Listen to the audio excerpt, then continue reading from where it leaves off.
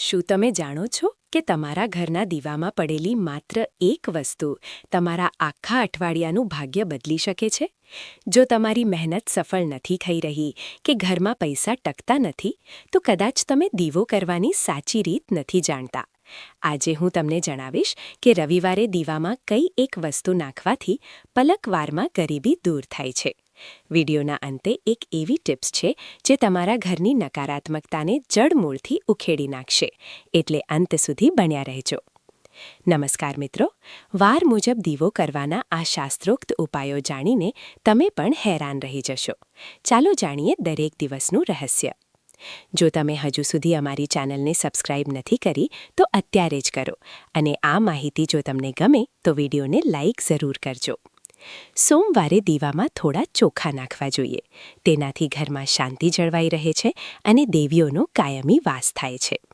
મંગળવારે દીવામાં લવિંગ ઉમેરવાથી લાંબા સમયની મુશ્કેલીઓ દૂર થાય છે અને શત્રુઓથી રાહત મળે છે.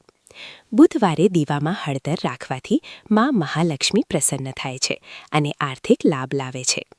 મિત્રો, તમે અત્યાર સુધી કઈ રીતે દીવો કરતા હતા? અમને કોમેન્ટમાં જરૂર જણાવજો અને તમારા મિત્રો સાથે આ માહિતી શેર કરજો. ગુરુવારે દીવામાં હળદર અને ચોખા બંનેનો પ્રયોગ કરવાથી દેવી લક્ષ્મીના આશીર્વાદ અને ઘરમાં સુખ સમૃદ્ધિ આવે છે. શુક્રવારે દીવામાં ચોખા અને લવિંગ ઉમેરવાથી ઘરમાં સકારાત્મક ઉર્જા વધે છે અને સંપત્તિમાં વૃદ્ધિ થાય છે. શનિવારે દીવામાં લવિંગ અને કાળા તલ નાખવાથી શનિદેવ પ્રસન્ન થાય છે અને જીવનના અવરોધો દૂર થાય છે. હવે એક ખાસ વાત, રવિવારે દીવામાં કાળા મરી નાખવાથી તમારી મોટી આર્થિક તકલીફો અને નાણાકીય સમસ્યાઓ દૂર થાય છે. અને હા, ખાસ વાત, દરેક વારે દીવો કરતી વખતે તેલ કે ઘી ચોખ્ખું હોવું જોઈએ, તે ક્યારેય ભૂલશો નહીં. મિત્રો, તમે કયા શહેરથી આ વિડીયો જોઈ રહ્યા છો? કોમેન્ટમાં જરૂર લખજો. અમને જાણીને ખૂબ આનંદ થશે. આશા છે કે આ માહિતી તમને ઉપયોગી થશે. આવી જ વધુ ભક્તિમય અને જાણવા જેવી વાતો માટે અમારી સાથે જોડાયેલા રહો.